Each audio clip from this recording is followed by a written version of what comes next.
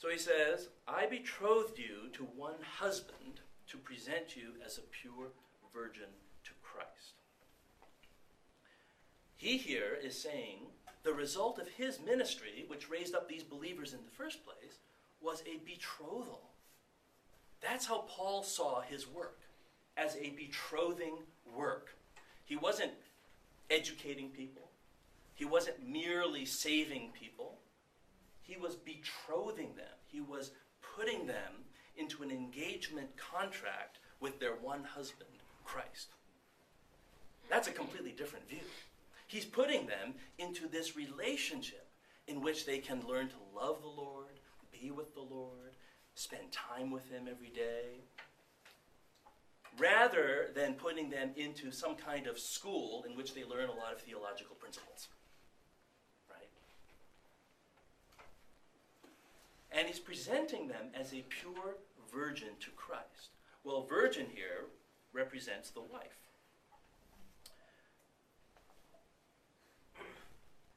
And so because he is one with the Lord in developing this romance between the Lord and the believers, he starts off by saying, I am jealous over you with the jealousy of God.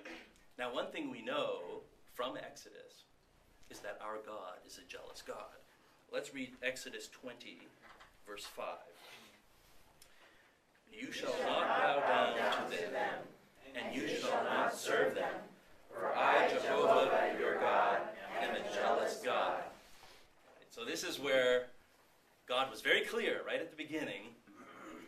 No other gods, no idols or graven images. You need to know this about me. I'm a jealous God, right? And because Paul was so much one with the Lord, he here feels that same kind of jealousy. If you've been betrothed to Christ, then turning to anything other than Christ is going to make Christ jealous. So we've been betrothed to the Lord. We're supposed to spend time with the Lord. But now suddenly we're just spending time with the laws. Spending time with ourselves trying to keep these laws. Well, that provokes the Lord's jealousy. It's like we've been paying attention to another husband. So this is Paul's heart, right? He is jealous over you with the jealousy of God because he had betrothed you to one husband to present you as a pure virgin to Christ. Let's look at the next verse, Hosea chapter 2, verse 19 and verse 20. And this is where the word betrothal comes in the Old Testament. Okay? And I will betroth you to myself forever. Indeed, I will betroth you to myself in righteousness and justice, and in loving kindness and compassion. Indeed, I will betroth you to myself in faithfulness, and you will know Jehovah. So this is Jehovah speaking. That he will betroth his chosen people to himself.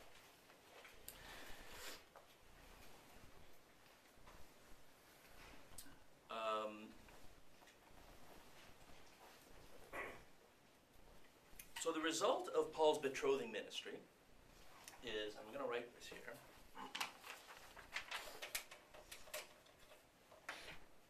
Okay, so here's the result of the Judaizers' ministry, all right? So you get to develop your zeal, right? Your natural enthusiasm for God.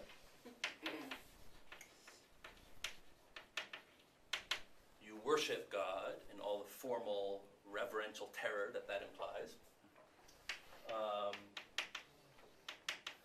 You get to become very religious, meaning you worship God without Christ as your enjoyment.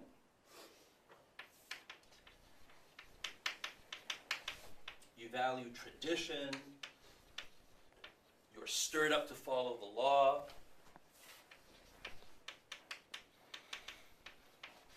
There's lots of doctrines to follow. You pay attention to practices, rituals, and the list goes on. Okay, betrothing ministry.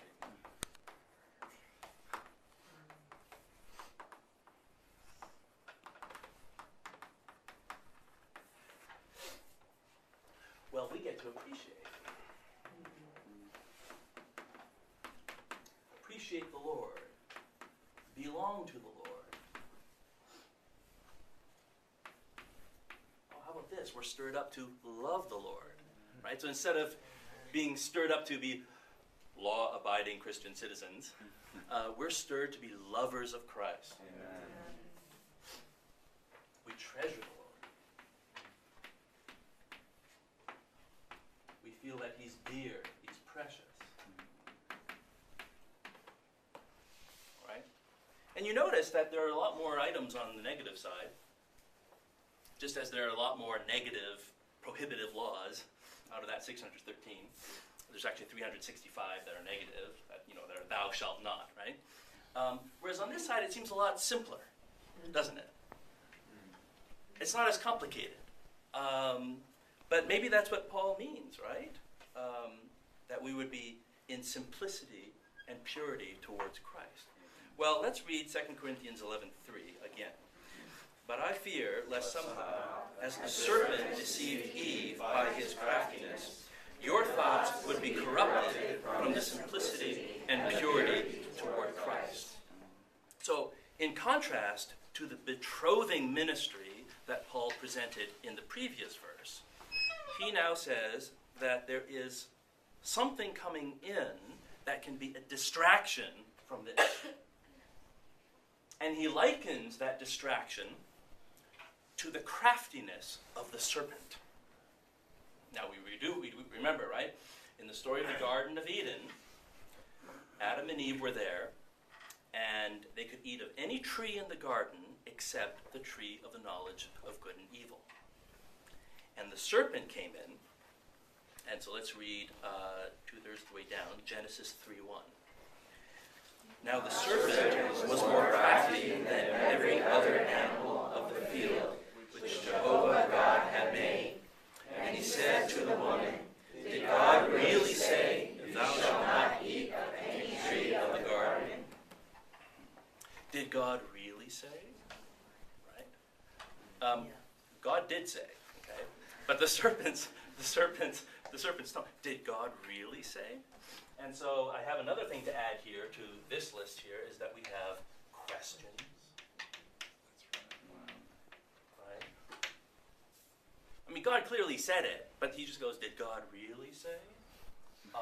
And so you start to wonder, right? And the moment you start to wonder, then you also wonder, I guess. So, you wonder, and suddenly Eve's all confused. Oh yeah, God did say, but oh yeah, did God really say? And so this is what Paul compares this side to the deception and the craftiness of the serpent, right? That your thoughts would be corrupted from the simplicity and the purity towards Christ. There's something within us. It's probably the satanic nature, but there's something within us that just thinks this is a little too simple. It's got to be harder than that. Loving and treasuring and appreciating the Lord. I mean, shouldn't we have more laws and doctrines? More questions? More wanderings in our mind? There's something that appeals to us. And Paul compares this to the craftiness of the serpent, right? That we would be distracted from the simplicity and purity towards Christ.